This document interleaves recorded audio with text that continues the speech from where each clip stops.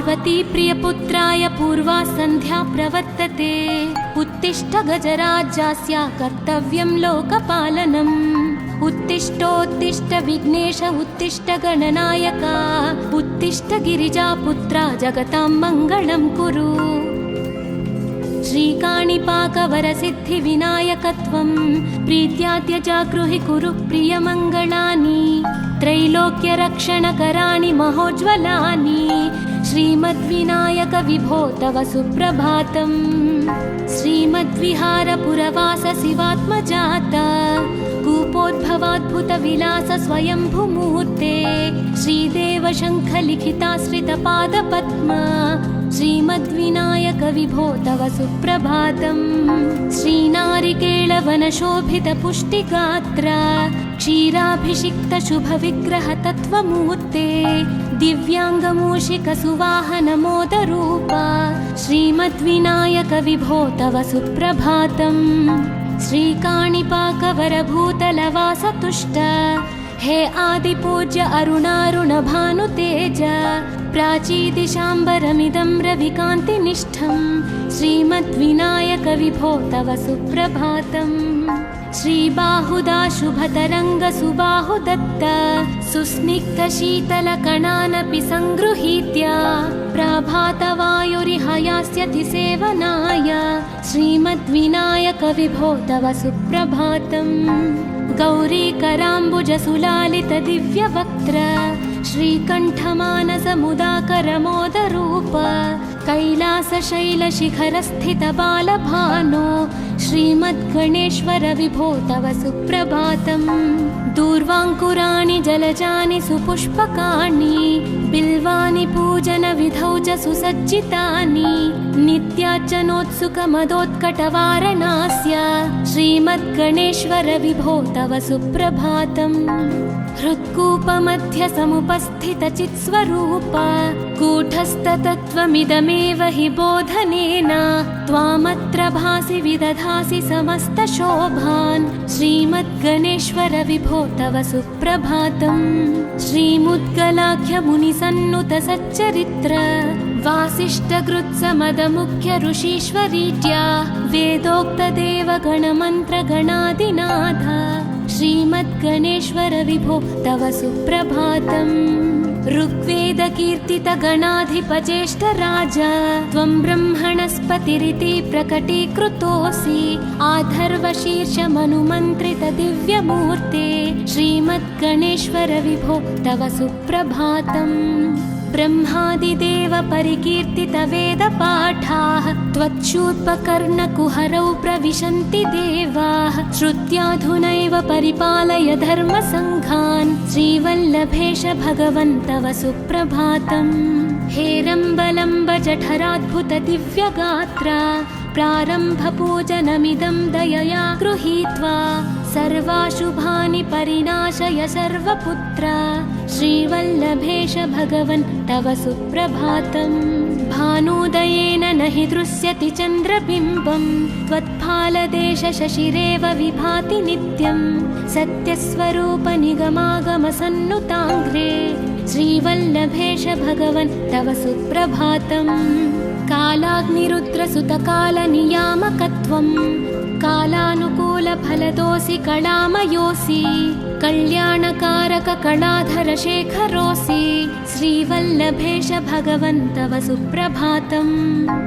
उग्रस्वरूप रिपुनाशक उग्रपुत्र सौम्योऽसि सोमविनुतोऽसि प्रशान्तरूप।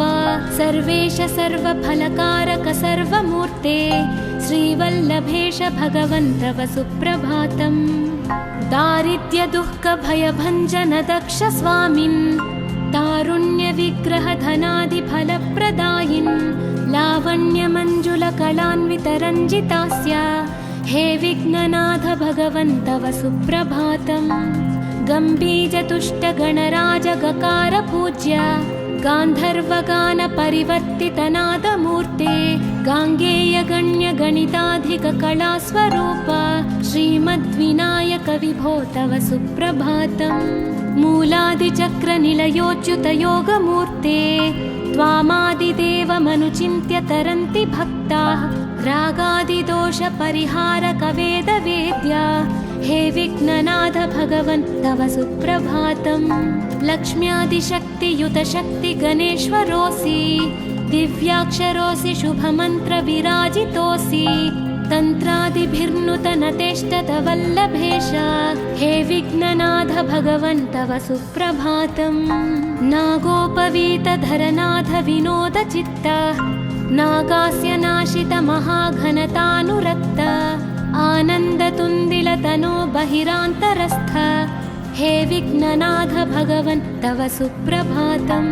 भद्रे भवक्त्र नवभद्रद भद्रतेज रुद्रप्रियात्मज मदद्रव शक्तियुक्त आद्रीशजा मधुरवत्सलता निधान हे विघ्ननाथ भगवन् तव सुप्रभातम्। सर्वार्थसिद्धिफलदायक बुद्धिदायिन् विघ्नाद्रिवज्रपरिपूज्य चतुर्थी काले भद्रं पदं दिशसि भक्तगणार्थितोऽसि हे विघ्ननाथ भगवन् तव सुप्रभातम्। बालादिभव्य बहुरूपधरोऽसि देव चिन्तामणिस्त्वमसि सर्वफलप्रदोऽसि त्वन्नाम दिव्यमणिरस्ति जगद्धिताय हे विघ्ननाथ भगवन् तव सुप्रभातम्।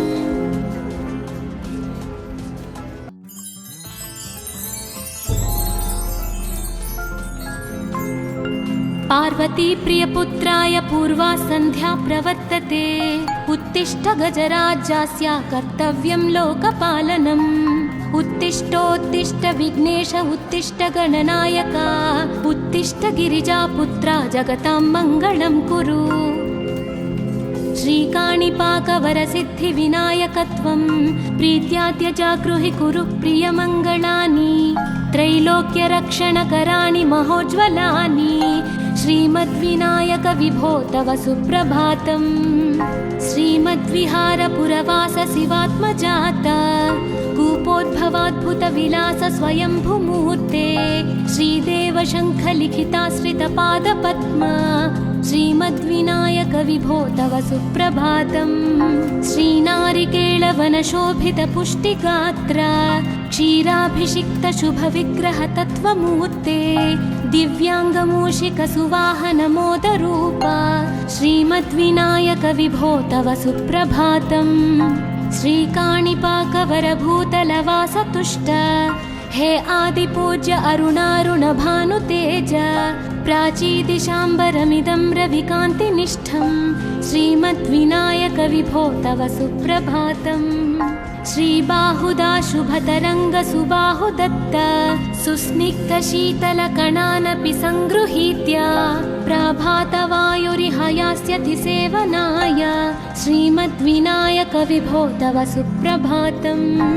गौरीकराम्बुजसुलालितदिव्यवक्त्र श्रीकण्ठमानसमुदाकरमोदरूप कैलासशैलशिखरस्थितबालभानो श्रीमद्गणेश्वर विभो तव सुप्रभातम्।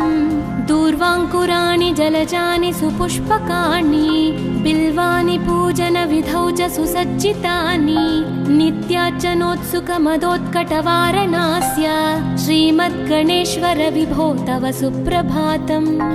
हृत्कूपमध्यसमुपस्थितचित्स्वरूप कूटस्थतत्त्वमिदमेव हि बोधनेन त्वामत्र भासि विदधासि समस्तशोभान् श्रीमद्गणेश्वर विभो तव सुप्रभातम्। श्रीमुद्गलाख्यमुनिसन्नुतसच्चरित्र वासिष्ठकृत्समदमुख्य ऋषीश्वरीत्या वेदोक्तदेवगणमन्त्रगणादिनाथ श्रीमद्गणेश्वर विभो तव सुप्रभातम्। ऋग्वेदकीर्तितगणाधिपज्येष्ठराज त्वं ब्रह्मणस्पतिरिति प्रकटीकृतोऽसि आधर्वशीर्षमनुमन्त्रितदिव्यमूर्ते श्रीमद्गणेश्वर विभो तव सुप्रभातम्। ब्रह्मादिदेव परिकीर्तितवेदपाठाः त्वच्छूर्पकर्णकुहरौ प्रविशन्ति देवाः श्रुत्याधुनैव परिपालय धर्मसङ्घान् श्रीवल्लभेश भगवन् तव सुप्रभातम्। हेरम्बलम्ब जठराद्भुत दिव्यगात्र प्रारम्भपूजनमिदं दयया गृहीत्वा सर्वाशुभानि परिनाशय सर्वपुत्र श्रीवल्लभेश भगवन् तव सुप्रभातम् भानुदयेन न हि दृश्यति चन्द्रबिम्बं त्वत्फालदेश शशिरेव विभाति नित्यं सत्यस्वरूप निगमागमसन्नुताङ्घ्रे श्रीवल्लभेश भगवन् तव सुप्रभातम् कालाग्निरुद्रसुतकालनियामकत्वं कालानुकूलफलदोऽसि कलामयोऽसि कल्याणकारक कलाधरशेखरोऽसि श्रीवल्लभेश भगवन् तव सुप्रभातम् उग्रस्वरूपरिपुनाशक उग्रपुत्र सौम्योऽसि सोमविनुतोऽसि प्रशान्तरूप सर्वेश सर्वफलकारक सर्वमूर्ते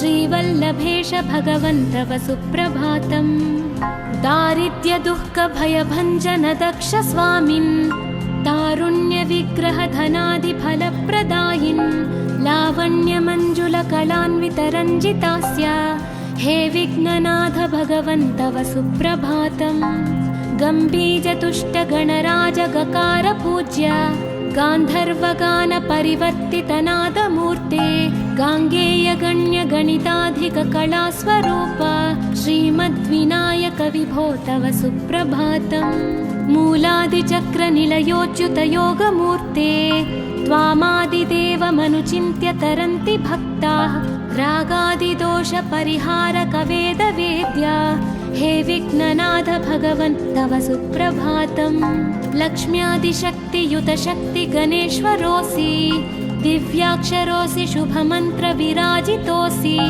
तन्त्रादिभिर्नुतनतेष्टतवल्लभेश हे विघ्ननाथ भगवन् तव सुप्रभातम् नागोपवीतधरनाथ विनोदचित्त नागास्य नाशित महाघनतानुरक्त आनन्दतुन्दिलतनो बहिरान्तरस्थ हे विघ्ननाथ भगवन् तव सुप्रभातम् भद्रे भवक्त्र नवभद्रद भद्रतेज रुद्रप्रियात्मज मदद्रव शक्तियुक्त आद्रीशजा मधुरवत्सलता निधान हे विघ्ननाथ भगवन् तव सुप्रभातम् सर्वार्थसिद्धिफलदायक बुद्धिदायिन् विघ्नाद्रिवज्रपरिपूज्य चतुर्थीकाले भद्रं पदं दिशसि भक्तगणार्थितोऽसि हे विघ्ननाथ भगवन् तव सुप्रभातम् बालादिभव्य बहुरूपधरोऽसि देव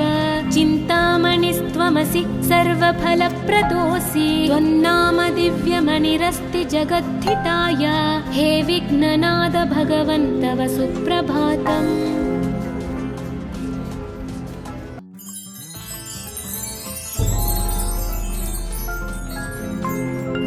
पार्वती प्रियपुत्राय पूर्वा सन्ध्या प्रवर्तते उत्तिष्ठ गजराज्यास्य कर्तव्यं लोकपालनम् उत्तिष्ठोत्तिष्ठ विघ्नेश उत्तिष्ठ गणनायक उत्तिष्ठ गिरिजापुत्रा जगतां मङ्गलं कुरु श्रीकाणिपाकवरसिद्धिविनायकत्वं प्रीत्याद्य जागृहि कुरु प्रियमङ्गलानि त्रैलोक्यरक्षणकराणि महोज्ज्वलानि श्रीमद्विनायक विभो तव सुप्रभातम् श्रीमद्विहारपुरवास शिवात्मजात कूपोद्भवाद्भुतविलास स्वयंभूमूर्ते श्रीदेव शङ्खलिखिताश्रितपादपद्म श्रीमद्विनायक विभो तव सुप्रभातम् श्रीनारिकेळवनशोभितपुष्टिगात्र क्षीराभिषिक्त शुभविग्रह तत्त्वमूर्ते दिव्याङ्गमूषिकसुवाहनमोदरूप श्रीमद्विनायक विभो तव सुप्रभातम् श्रीकाणिपाकवरभूतलवासतुष्ट हे आदिपूज्य अरुणारुणभानुतेज प्राचीदिशाम्बरमिदं रविकान्तिनिष्ठं श्रीमद्विनायक विभो तव सुप्रभातम् श्रीबाहुदा शुभतरङ्ग सुबाहुदत्त सुस्निग्धशीतलकणानपि सङ्गृहीत्य प्रभातवायुरिहयास्यति सेवनाय श्रीमद्विनायक विभो तव सुप्रभातम् गौरीकराम्बुजसुलालितदिव्यवक्त्र श्रीकण्ठमानसमुदाकरमोदरूप कैलासशैलशिखरस्थितबालभानो श्रीमद्गणेश्वर विभो तव सुप्रभातम्। दूर्वाङ्कुराणि जलजानि सुपुष्पकाणि बिल्वानि पूजनविधौ च सुसज्जितानि नित्यार्चनोत्सुकमदोत्कटवारणास्य श्रीमद्गणेश्वर विभो तव सुप्रभातम्। हृत्कूपमध्यसमुपस्थितचित्स्वरूप कूटस्थतत्त्वमिदमेव हि बोधनेन त्वामत्र भासि विदधासि समस्तशोभान् श्रीमद्गणेश्वर विभो तव सुप्रभातम्। श्रीमुद्गलाख्यमुनिसन्नुत सच्चरित्र वासिष्ठकृत्समदमुख्य ऋषीश्वरीत्या वेदोक्तदेवगणमन्त्रगणादिनाथ श्रीमद्गणेश्वर विभो तव सुप्रभातम्। ऋग्वेदकीर्तितगणाधिपज्येष्ठराज त्वं ब्रह्मणस्पतिरिति प्रकटीकृतोऽसि आधर्वशीर्षमनुमन्त्रितदिव्यमूर्ते श्रीमद्गणेश्वर विभो तव सुप्रभातम्। ब्रह्मादिदेव परिकीर्तितवेदपाठाः त्वच्छूर्पकर्णकुहरौ प्रविशन्ति देवाः श्रुत्याधुनैव परिपालय धर्मसङ्घान् श्रीवल्लभेश भगवन् तव सुप्रभातम्। हेरम्बलम्ब जठराद्भुतदिव्यगात्र प्रारम्भपूजनमिदं दयया गृहीत्वा सर्वाशुभानि परिनाशय सर्वपुत्र श्रीवल्लभेश भगवन् तव सुप्रभातम्। भानुदयेन न हि दृश्यति चन्द्रबिम्बं त्वत्फालदेश शशिरेव विभाति नित्यं सत्यस्वरूप निगमागमसन्नुताङ्घ्रे श्रीवल्लभेश भगवन् तव सुप्रभातम्। कालाग्निरुद्रसुतकालनियामकत्वं कालानुकूलफलदोऽसि कलामयोऽसि कल्याणकारककलाधरशेखरोऽसि श्रीवल्लभेश भगवन् तव सुप्रभातम्। उग्रस्वरूप रिपुनाशक उग्रपुत्र सौम्योऽसि सोमविनुतोऽसि प्रशान्तरूप सर्वेश सर्वफलकारक सर्वमूर्ते श्रीवल्लभेश भगवन् तव सुप्रभातम्। दारिद्र्यदुःखभयभञ्जन दक्ष स्वामिन् तारुण्यविग्रहधनादिफलप्रदायिन् लावण्यमञ्जुलकलान्वितरञ्जितास्य हे विघ्ननाथ भगवन् तव सुप्रभातम्। गम्भीजतुष्टगणराजगकार पूज्य गान्धर्वगानपरिवर्तितनादमूर्ते गाङ्गेयगण्यगणिताधिककलास्वरूप श्रीमद्विनायक विभो तव सुप्रभातम्। मूलादिचक्रनिलयोच्युतयोगमूर्ते त्वामादिदेवमनुचिन्त्य तरन्ति भक्ताः रागादिदोषपरिहारकवेदवेद्या हे विघ्ननाथ भगवन् तव सुप्रभातम्। लक्ष्म्यादिशक्तियुतशक्तिगणेश्वरोऽसि दिव्याक्षरोऽसि शुभमन्त्रविराजितोऽसि तन्त्रादिभिर्नुतनतेष्टतवल्लभेश हे विघ्ननाथ भगवन् तव सुप्रभातम्। नागोपवीतधरनाथ विनोदचित्त नागास्य नाशित महाघनतानुरक्त आनन्दतुन्दिलतनो बहिरान्तरस्थ हे विघ्ननाथ भगवन् तव सुप्रभातम्। भद्रे भवक्त्र नवभद्रद भद्रतेज रुद्रप्रियात्मज मदद्रव शक्तियुक्त आद्रीशजा मधुरवत्सलता निधान हे विघ्ननाथ भगवन् तव सुप्रभातम्। सर्वार्थसिद्धिफलदायक बुद्धिदायिन् विघ्नाद्रिवज्रपरिपूज्य चतुर्थी काले भद्रं पदं दिशसि भक्तगणार्थितोऽसि हे विघ्ननाथ भगवन् तव सुप्रभातम्। बालादिभव्य बहुरूपधरोऽसि देव चिन्तामणिस्त्वमसि सर्वफलप्रदोऽसि त्वन्नाम दिव्यमणिरस्ति जगद्धिताय हे विघ्ननाथ भगवन् तव सुप्रभातम्।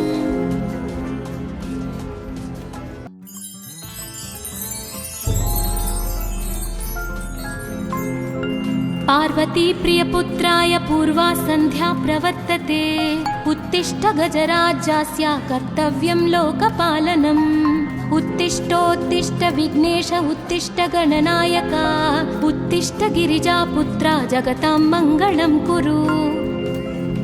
श्रीकाणिपाकवरसिद्धिविनायकत्वं प्रीत्याद्य जागृहि कुरु प्रियमङ्गलानि त्रैलोक्यरक्षणकराणि महोज्ज्वलानि श्रीमद्विनायक विभो तव सुप्रभातम्।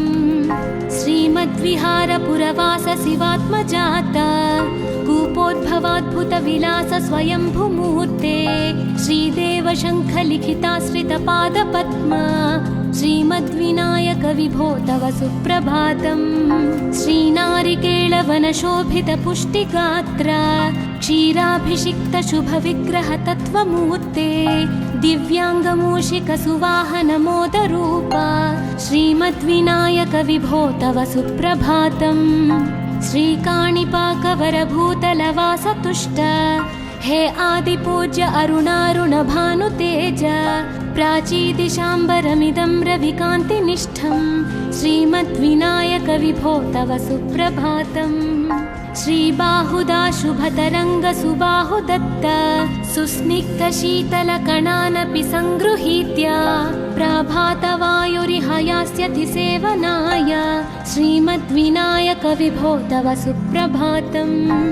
गौरीकराम्बुजसुलालितदिव्यवक्त्र श्रीकण्ठमानसमुदाकरमोदरूप कैलासशैलशिखरस्थितबालभानो श्रीमद्गणेश्वर विभो तव सुप्रभातम्।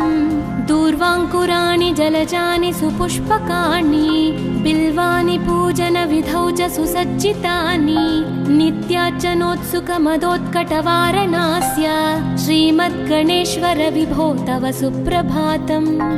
हृत्कूपमध्यसमुपस्थितचित्स्वरूप कूटस्थतत्त्वमिदमेव हि बोधनेन त्वामत्र भासि विदधासि समस्तशोभान् श्रीमद्गणेश्वर विभो तव सुप्रभातम्।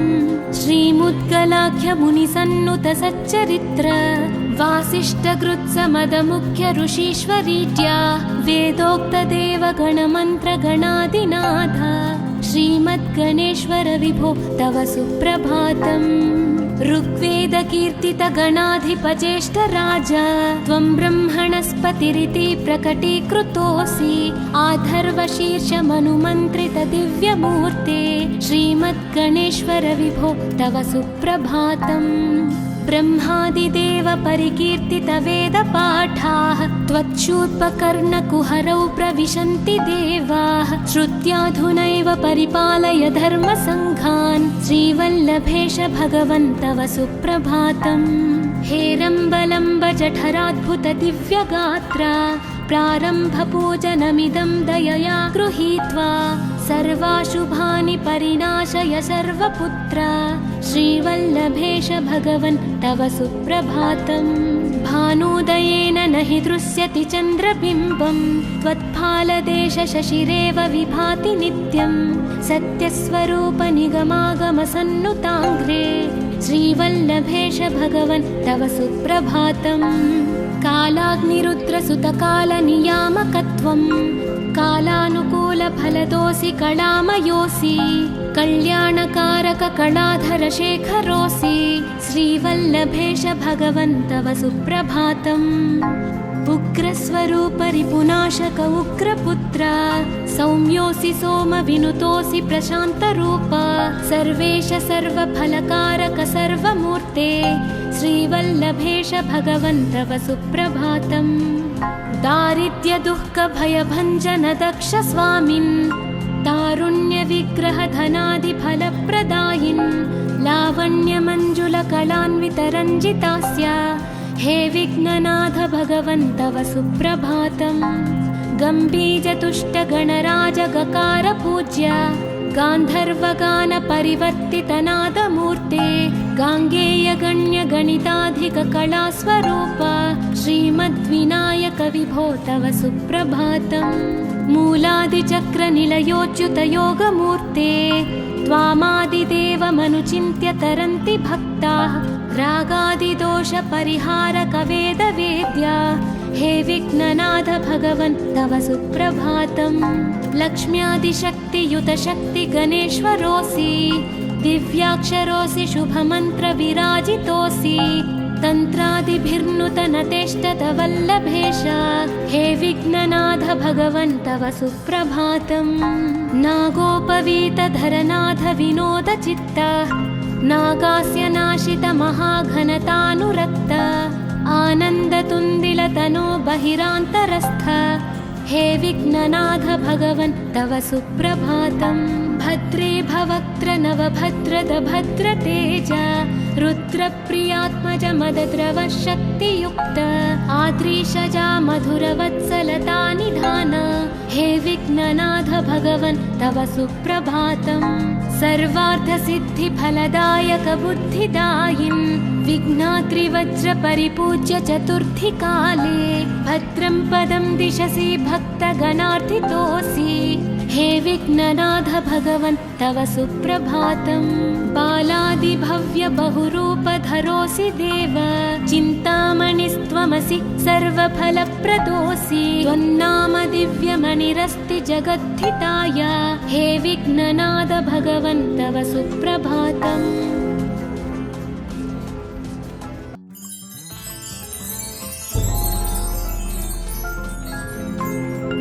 पार्वती प्रियपुत्राय पूर्वा सन्ध्या प्रवर्तते, उत्तिष्ठ गजराज्यास्य कर्तव्यं लोकपालनम्। उत्तिष्ठोत्तिष्ठ विघ्नेश उत्तिष्ठ गणनायका, उत्तिष्ठ गिरिजापुत्रा जगतां मङ्गलं कुरु। श्रीकाणिपाकवरसिद्धिविनायकत्वं प्रीत्याद्य जागृहि कुरु प्रियमङ्गलानि, त्रैलोक्यरक्षणकराणि महोज्ज्वलानि, श्रीमद्विनायक विभो तव सुप्रभातम्।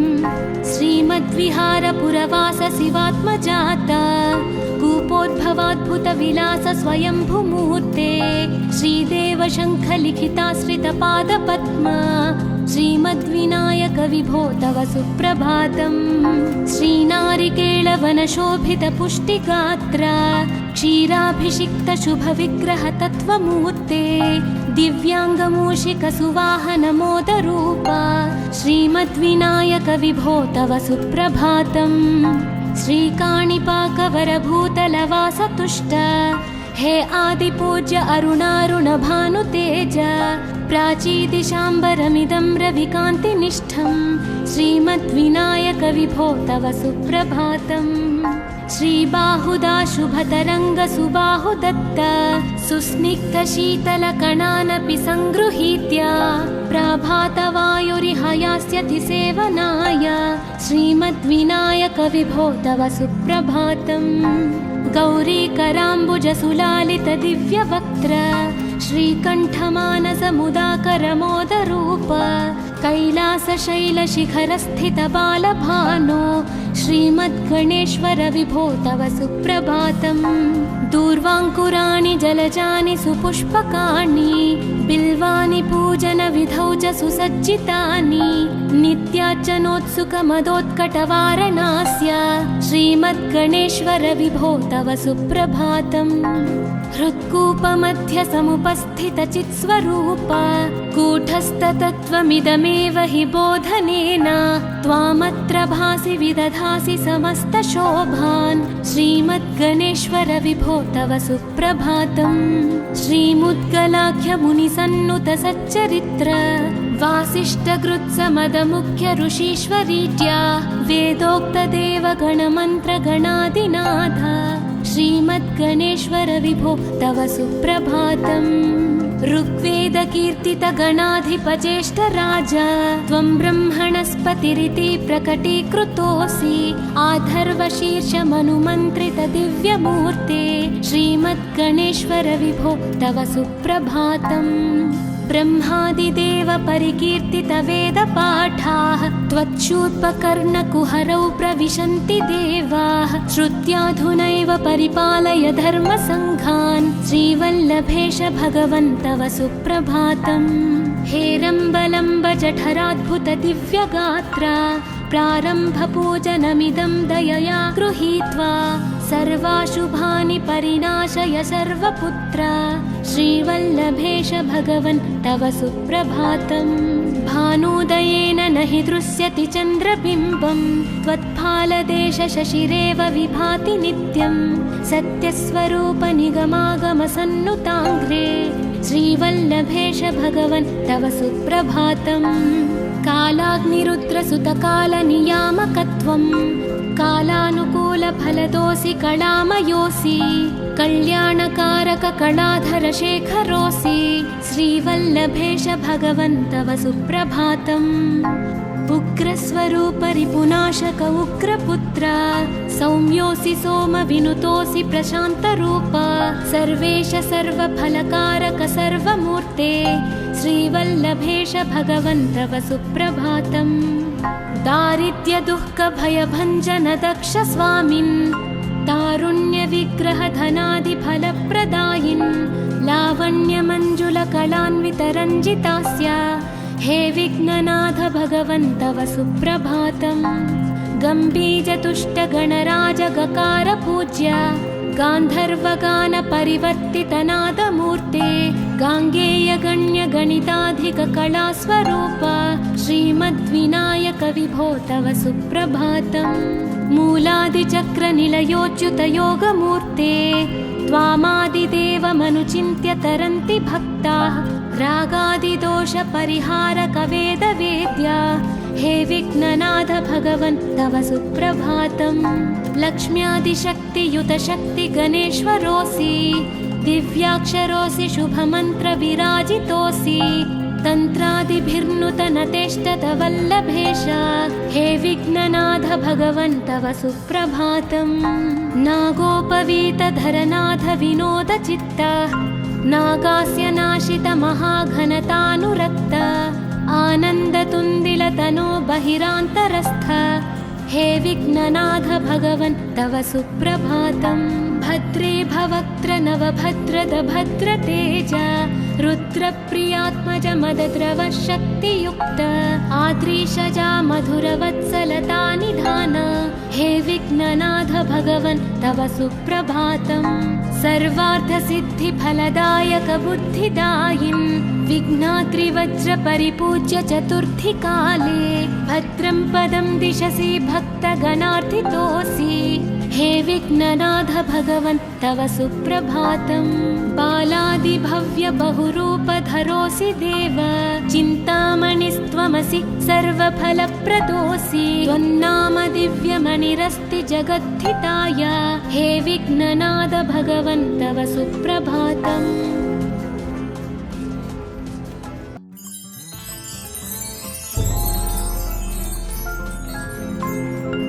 पार्वती प्रियपुत्राय पूर्वा सन्ध्या प्रवर्तते उत्तिष्ठ गजराज्यस्य कर्तव्यं लोकपालनम् उत्तिष्ठोत्तिष्ठ विघ्नेश उत्तिष्ठ गणनायक उत्तिष्ठ गिरिजापुत्रा जगतां मङ्गलं कुरु श्रीकाणिपाकवरसिद्धिविनायकत्वं प्रीत्याद्य जागृहि कुरु प्रियमङ्गलानि त्रैलोक्यरक्षणकराणि महोज्ज्वलानि श्रीमद्विनायक विभो तव सुप्रभातम् श्रीमद्विहारपुरवास शिवात्मजात कूपोद्भवाद्भुतविलास स्वयंभूमूर्ते श्रीदेव शङ्खलिखिताश्रितपादपद्मा श्रीमद्विनायक विभो तव सुप्रभातम् श्रीनारिकेळवनशोभितपुष्टिगात्र क्षीराभिषिक्त शुभविग्रह तत्त्वमूर्ते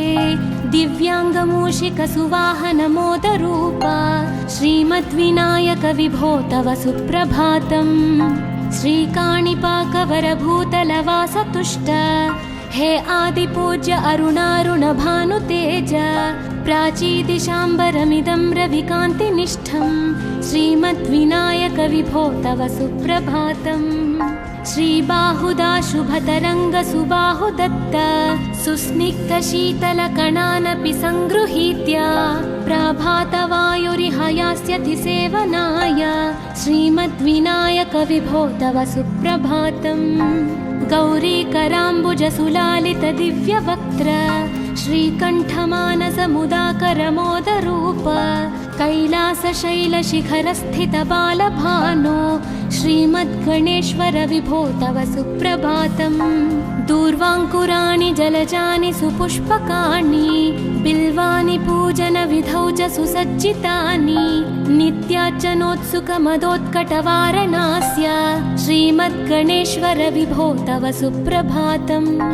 हृत्कूपमध्य समुपस्थितचित्स्वरूप कूटस्थतत्त्वमिदमेव हि बोधनेन त्वामत्र भासि विदधासि समस्तशोभान् श्रीमद्गणेश्वर विभो तव सुप्रभातम्।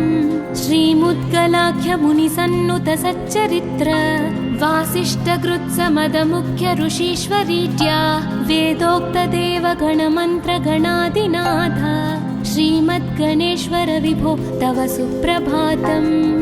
ऋग्वेदकीर्तितगणाधिपज्येष्ठराज त्वं ब्रह्मणस्पतिरिति प्रकटीकृतोऽसि आधर्वशीर्षमनुमन्त्रितदिव्यमूर्ते श्रीमद्गणेश्वर विभो तव सुप्रभातम्। ब्रह्मादिदेव परिकीर्तितवेदपाठाः त्वच्छूर्पकर्णकुहरौ प्रविशन्ति देवाः श्रुत्याधुनैव परिपालय धर्मसङ्घान् श्रीवल्लभेश भगवन् तव सुप्रभातम्। हेरम्बलम्ब जठराद्भुत दिव्यगात्रा प्रारम्भपूजनमिदं दयया गृहीत्वा सर्वाशुभानि परिनाशय सर्वपुत्र श्रीवल्लभेश भगवन् तव सुप्रभातम्। भानुदयेन न हि दृश्यति चन्द्रबिम्बं त्वत्फालदेशशशिरेव विभाति नित्यं सत्यस्वरूप निगमागमसन्नुताङ्घ्रे श्रीवल्लभेश भगवन् तव सुप्रभातम्। कालाग्निरुद्रसुतकालनियामकत्वं कालानुकूलफलदोऽसि कलामयोऽसि कल्याणकारककलाधरशेखरोऽसि श्रीवल्लभेश भगवन् तव सुप्रभातम्। उग्रस्वरूप रिपुनाशक उग्रपुत्र सौम्योऽसि सोमविनुतोऽसि प्रशान्तरूप सर्वेश सर्वफलकारक सर्वमूर्ते श्रीवल्लभेश भगवन् तव सुप्रभातम्। दारिद्र्यदुःखभयभञ्जन दक्ष स्वामिन् तारुण्यविग्रहधनादिफलप्रदायिन् लावण्यमञ्जुलकलान्वितरञ्जितास्य हे विघ्ननाथ भगवन् तव सुप्रभातम्। गम्भीजतुष्टगणराजगकार पूज्य गान्धर्वगानपरिवर्तितनादमूर्ते गाङ्गेयगण्यगणिताधिककलास्वरूप श्रीमद्विनायक विभो तव सुप्रभातम्। मूलादिचक्रनिलयोच्युतयोगमूर्ते त्वामादिदेवमनुचिन्त्य तरन्ति भक्ताः रागादिदोषपरिहारकवेदवेद्या हे विघ्ननाथ भगवन् तव सुप्रभातम्। लक्ष्म्यादिशक्तियुतशक्तिगणेश्वरोऽसि दिव्याक्षरोऽसि शुभमन्त्रविराजितोऽसि तन्त्रादिभिर्नुतनतेष्टतवल्लभेश हे विघ्ननाथ भगवन् तव सुप्रभातम्। नागोपवीतधरनाथ विनोदचित्त नागास्य नाशित महाघनतानुरक्त आनन्दतुन्दिलतनो बहिरान्तरस्थ हे विघ्ननाथ भगवन् तव सुप्रभातम्। भद्रे भवक्त्र नवभद्रद भद्रतेज रुद्रप्रियात्मज मदद्रव शक्तियुक्त आद्रीशजा मधुरवत्सलता निधान हे विघ्ननाथ भगवन् तव सुप्रभातम्। सर्वार्थसिद्धिफलदायक बुद्धिदायिन् विघ्नाद्रिवज्रपरिपूज्य चतुर्थी काले भद्रं पदं दिशसि भक्तगणार्थितोऽसि हे विघ्ननाथ भगवन् तव सुप्रभातम्। बालादिभव्य बहुरूपधरोऽसि देव चिन्तामणिस्त्वमसि सर्वफलप्रदोऽसि त्वन्नाम दिव्यमणिरस्ति जगद्धिताय हे विघ्ननाथ भगवन् तव सुप्रभातम्।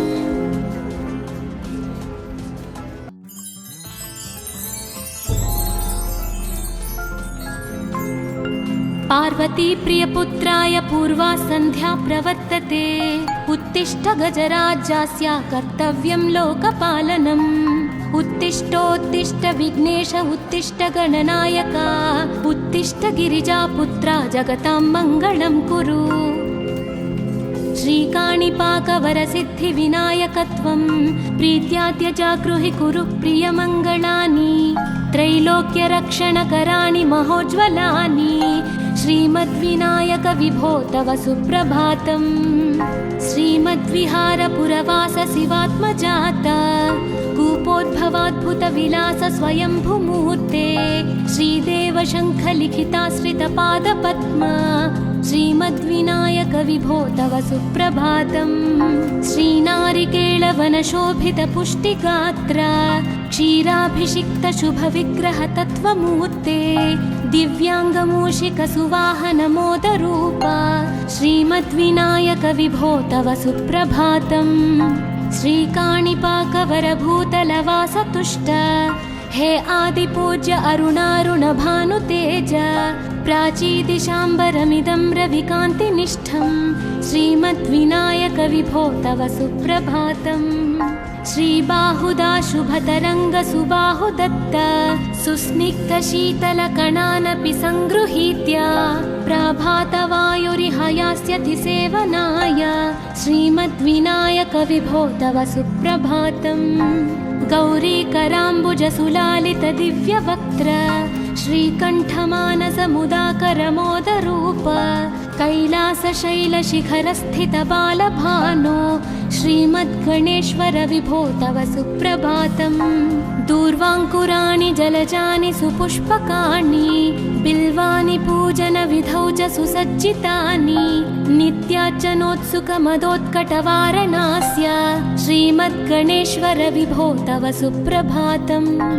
हृत्कूपमध्य समुपस्थितचित्स्वरूप कूटस्थतत्त्वमिदमेव हि बोधनेन त्वामत्र भासि विदधासि समस्तशोभान् श्रीमद्गणेश्वर विभो तव सुप्रभातम्।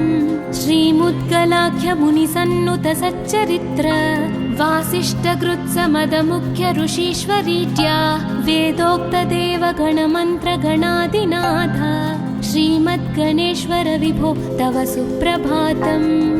ऋग्वेदकीर्तितगणाधिपज्येष्ठराज त्वं ब्रह्मणस्पतिरिति प्रकटीकृतोऽसि आधर्वशीर्षमनुमन्त्रित दिव्यमूर्ते श्रीमद्गणेश्वर विभो तव सुप्रभातम्। ब्रह्मादिदेव परिकीर्तित वेदपाठाः त्वच्छूर्पकर्णकुहरौ प्रविशन्ति देवाः श्रुत्याधुनैव परिपालय धर्मसङ्घान् श्रीवल्लभेश भगवन् तव सुप्रभातम्। हेरम्बलम्ब जठराद्भुत दिव्यगात्र प्रारम्भपूजनमिदं दयया गृहीत्वा सर्वाशुभानि परिनाशय सर्वपुत्र श्रीवल्लभेश भगवन् तव सुप्रभातम्। भानुदयेन न हि दृश्यति चन्द्रबिम्बं त्वत्फालदेश शशिरेव विभाति नित्यं सत्यस्वरूप निगमागमसन्नुताङ्घ्रे श्रीवल्लभेश भगवन् तव सुप्रभातम्। कालाग्निरुद्रसुतकालनियामकत्वं कालानुकूलफलदोऽसि कलामयोऽसि कल्याणकारक कलाधर शेखरोऽसि श्रीवल्लभेश भगवन् तव सुप्रभातम्। उग्रस्वरूप रिपुनाशक उग्रपुत्र सौम्योऽसि सोमविनुतोऽसि प्रशान्तरूप सर्वेश सर्वफलकारक सर्वमूर्ते श्रीवल्लभेश भगवन् तव सुप्रभातम्। दारिद्र्यदुःखभयभञ्जन दक्ष स्वामिन् तारुण्यविग्रहधनादिफलप्रदायिन् लावण्यमञ्जुलकलान्वितरञ्जितास्य हे विघ्ननाथ भगवन् तव सुप्रभातम्। गम्भीजतुष्टगणराजगकार पूज्य गान्धर्वगान परिवर्तितनादमूर्ते गाङ्गेयगण्यगणिताधिककलास्वरूप श्रीमद्विनायक विभो तव सुप्रभातम्। मूलादिचक्रनिलयोच्युतयोगमूर्ते त्वामादिदेवमनुचिन्त्य तरन्ति भक्ताः रागादिदोषपरिहारक वेदवेद्या हे विघ्ननाथ भगवन् तव सुप्रभातम् लक्ष्म्यादिशक्तियुत शक्ति गणेश्वरोऽसि दिव्याक्षरोऽसि शुभमन्त्र विराजितोऽसि तन्त्रादिभिर्नुतनतेष्टत वल्लभेश हे विघ्ननाथ भगवन् तव सुप्रभातम् नागोपवीतधरनाथ विनोद चित्त नागास्य नाशित महाघनतानुरक्त आनन्दतुन्दिलतनो बहिरान्तरस्थ हे विघ्ननाथ भगवन् तव सुप्रभातम् भद्रे भवक्त्र नवभद्रद भद्रतेज रुद्रप्रियात्मज मदद्रव शक्तियुक्त आद्रीशजा मधुरवत्सलता निधान हे विघ्ननाथ भगवन् तव